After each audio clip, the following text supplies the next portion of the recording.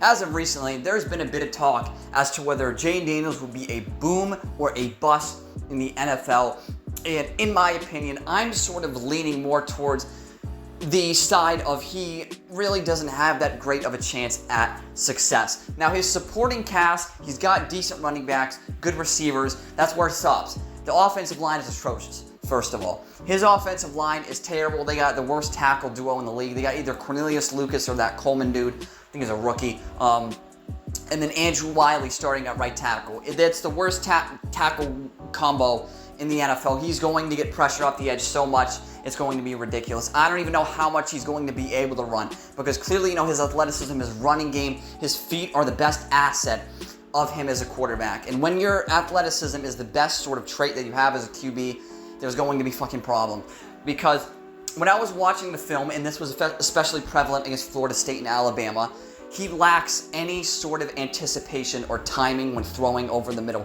He neglects the middle of the field. He prefers the sideline. He routinely, randomly, when he feels a little bit of pressure, he'll start running. When there's some pressure coming from the edge or from the interior, even if it's just the most minuscule, minor amount of pressure, he will dart out of the pocket to try to make a play with his feet.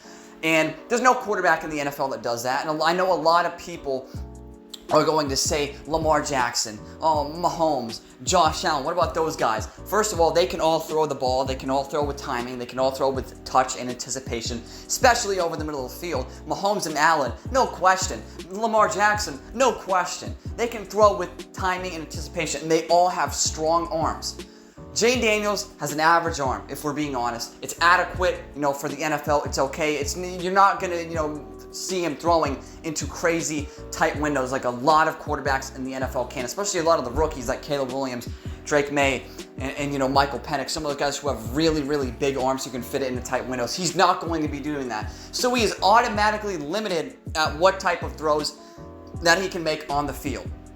He lacks the anticipation to be an NFL quarterback. And when you're looking at his processing, yes, he can read coverage. I'm not going to say he can't read defense. He can read coverage, but he reads the coverage slow. He is going 1, 2, he's going very slow, and that will not translate into the NFL. When you're making your reads slow like that, you are going to get killed in the NFL, because you're going to have so much less time to throw in the NFL, especially with a team like Washington, who has had a sucky offensive line for like 5 fucking years now. They have not improved that. And if I'm being honest, if Jayden Daniels fails, it is not Jayden Daniels' fault. It is the fault of Washington's stupid-ass front office. There is absolutely no protection for this guy whatsoever. Yes, you got Tyler Biadasz, or whatever the hell his name is. Pretty decent center from Dallas. That's all you did. Who else you get? You get Nick Allegretti, or whatever the hell his name is. I don't even know.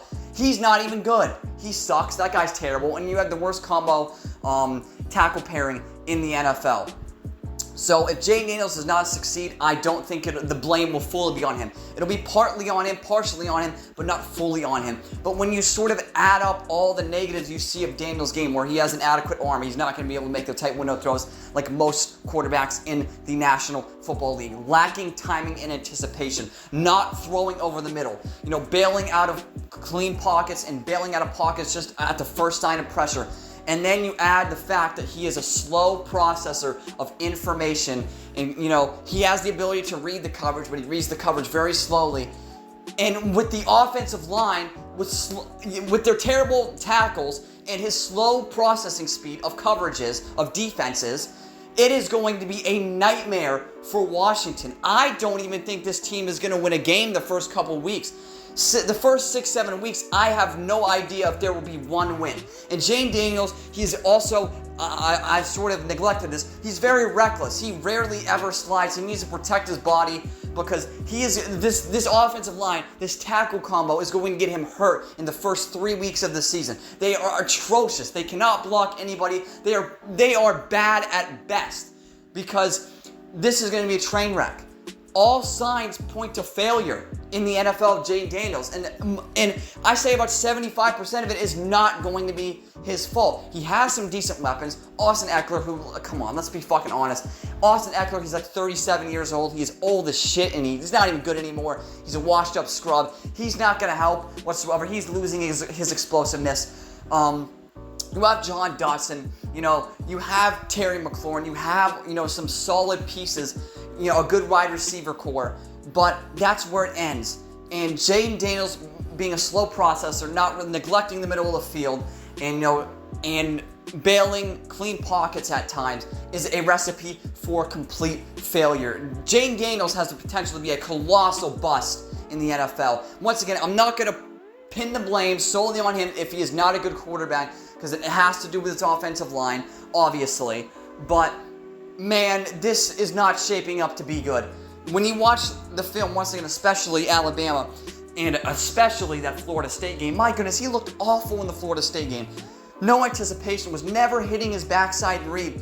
He barely makes, all the progressions, and when he's making the full progressions, he gets all day to throw, and he's going slowly with his progressions. I am so scared that he is going to tunnel vision and lock on to guys in the NFL. He had a bit, it wasn't too bad, but he had a tendency to lock in one of the first two guys he was sort of reading on the field. And when you do that, mixed with, bad offensive line, it's disaster, all right? Slow processing, bad offensive line, disaster. I don't care how athletic you are. You can run goddamn a 4.21. I don't care if you have Xavier Worthy, Chris Johnson speed. I don't care whose speed you have.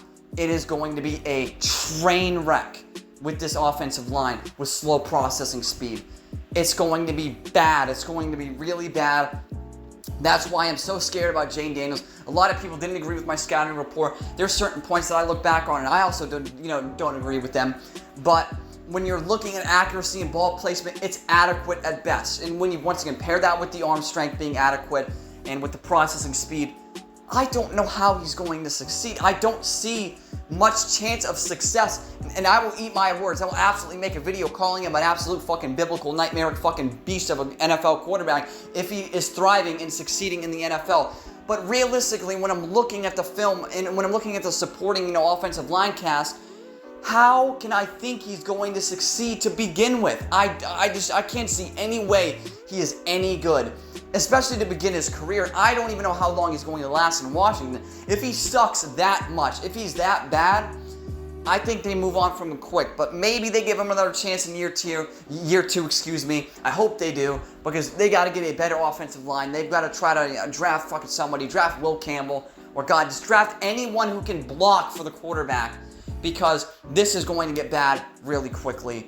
Thank you all for watching. This has been Mr. Truth, and this was nothing but the truth.